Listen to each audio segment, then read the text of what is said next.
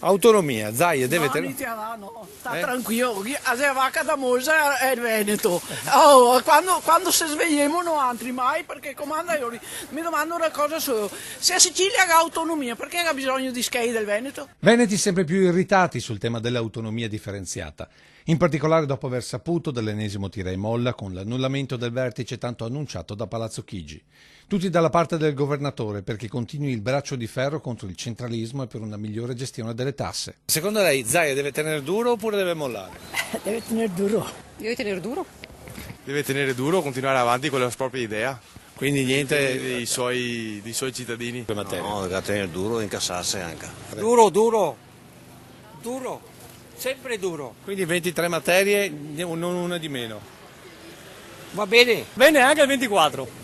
Ma non 21 o 20. Va bene anche il 24, se ce la facciamo. Deve vincere assolutamente. Non può mediare. No, deve fare autonomia e basta. Noi abbiamo bisogno. Sì, ma autonomia con tutte le materie oppure come dice? Come vuole il Veneto, tutte le materie. Che faccia quello che vuole, ma che tenga duro, dai. Poi c'è chi spera nell'autonomia sostenibile. Zaia deve considerare l'Italia intera. E quindi?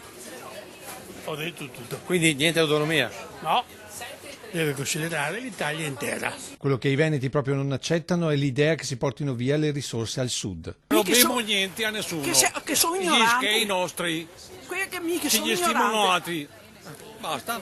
Dovevo Che andare a passare per là, che non puoi andare a scrivere, e ora è in montagna.